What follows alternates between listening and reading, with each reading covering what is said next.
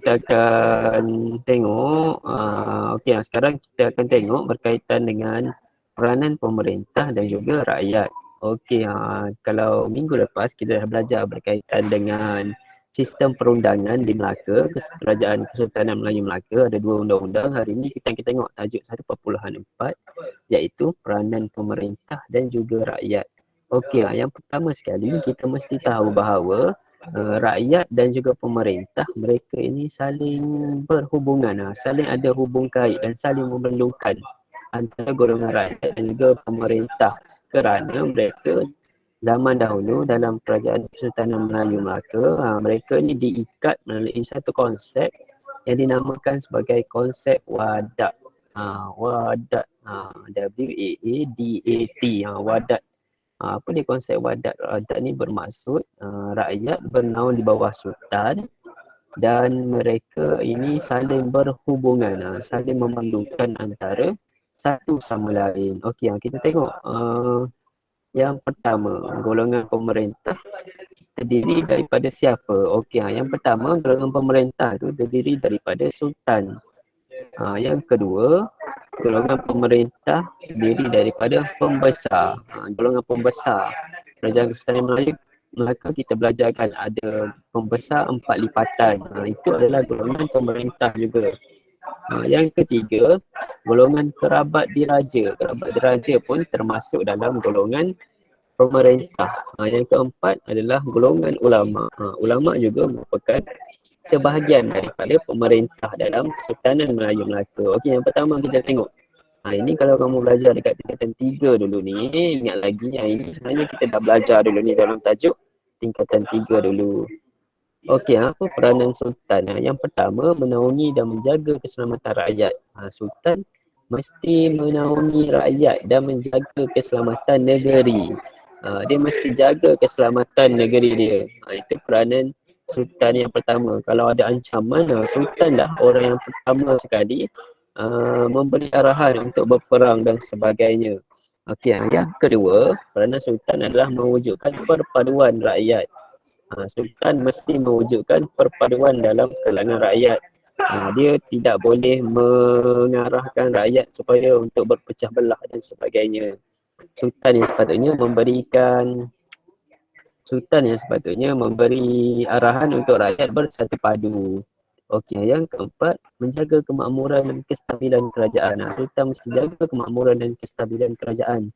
Buat hubungan luar dengan kerajaan asing contohnya, menjadikan hubungan diplomatik dengan negara-negara jiran, itu pun peranan sultan.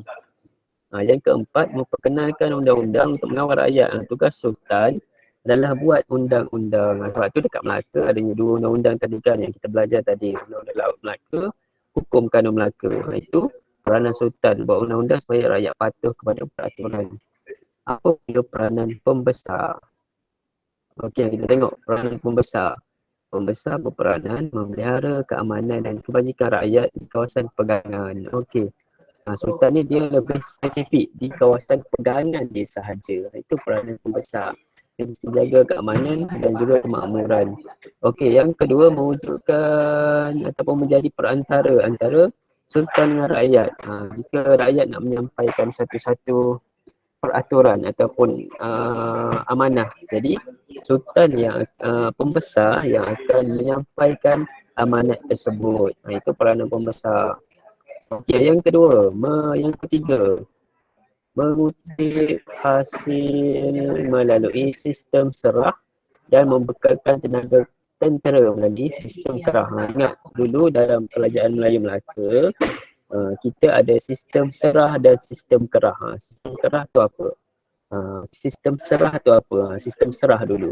Sistem serah tu rakyat mesti menyerahkan hasil pertanian mereka, hasil yang mereka ada kepada pembesar, kepada sultan pembantu. Jadi siapa yang nak kena ambil, siapa yang nak kena kutip hasilnya, golongan pembesar yang nak kena kutip.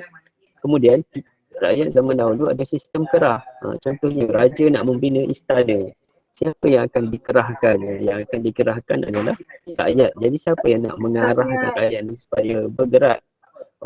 Rakyat digerakkan oleh golongan pembesar. Okey, kemudian kamu tengok dekat situ wadat. Apa dia wadat? Wadat ni macam perjanjian. Perjanjian antara sultan dan juga golongan rakyat. Rakyat mesti hormat kepada sultan. Sultan mesti menjaga rakyat dengan sebaik mungkin. Itu konsep wadat.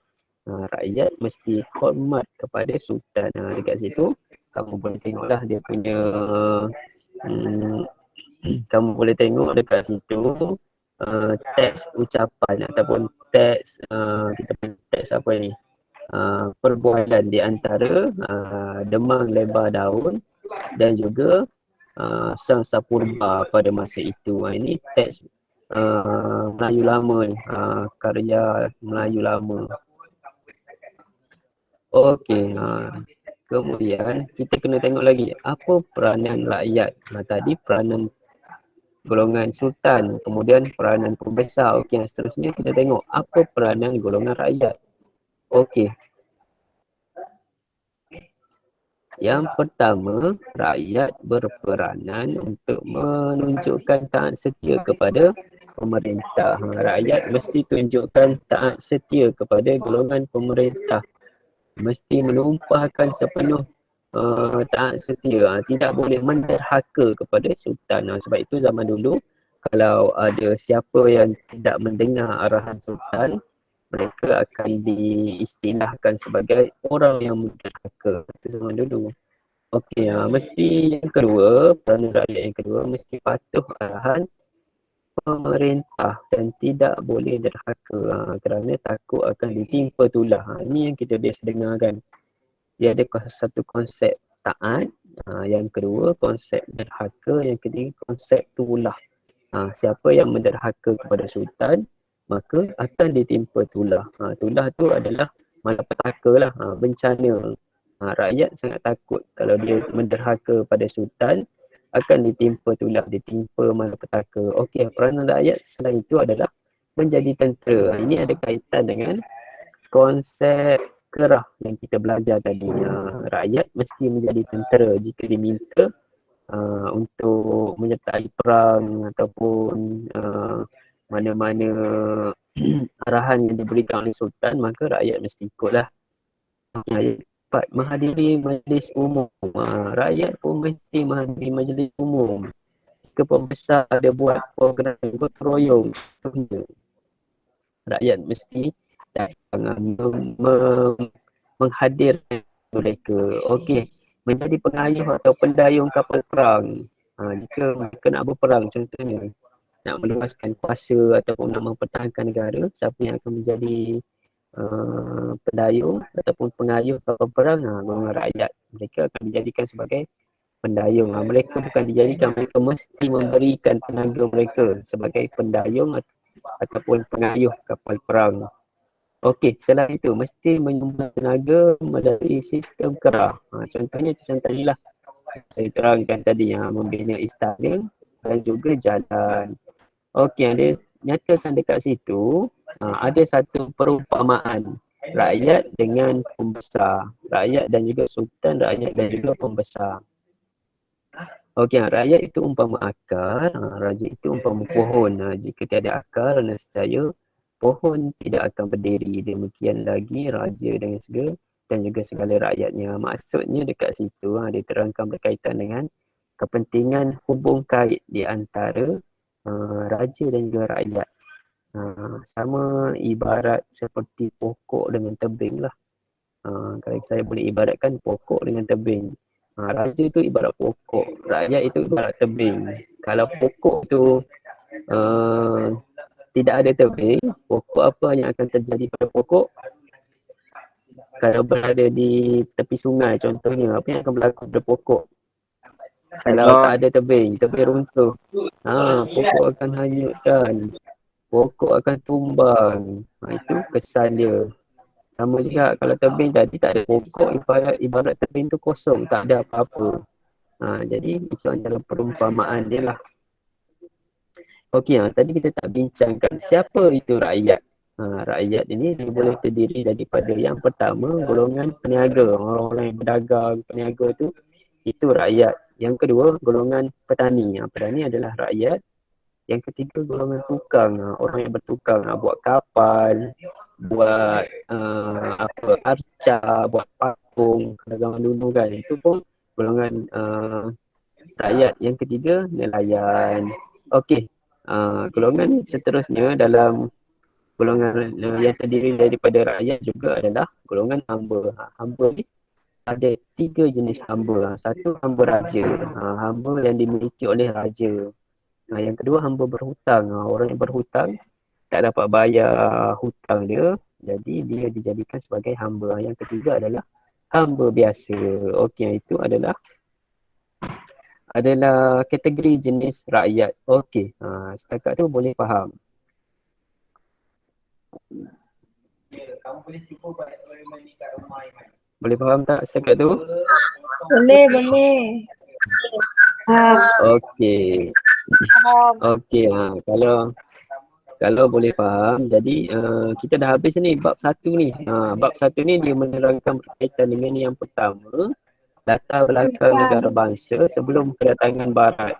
Yang kedua, dia menerangkan berkaitan dengan ciri-ciri negara bangsa Kesultanan Melayu Melaka. Yang ketiga, dia nyatakan sistem pentadbiran undang-undang yang ada. Kita ada 2 undang-undang yang tadi kan, yang kita dah belajar pada kelas sebelum ini. Kemudian dinyatakan peranan pemerintah dan peranan rakyat. Apa peranan pemerintah dan juga peranan rakyat. Okey, setakat tu jelas? Jelas tak setakat tu? Dah. Okey. Kalau jelas saya bantu dekat sini. Nanti kerja akan saya masukkan dalam Telegram. Okey. Itu saja untuk minggu ni, untuk hari ini. Okey, jumpa di kelas yang seterusnya. Okey. Terima kasih. Itu saja. Assalamualaikum. Terima kasih, Cikgu.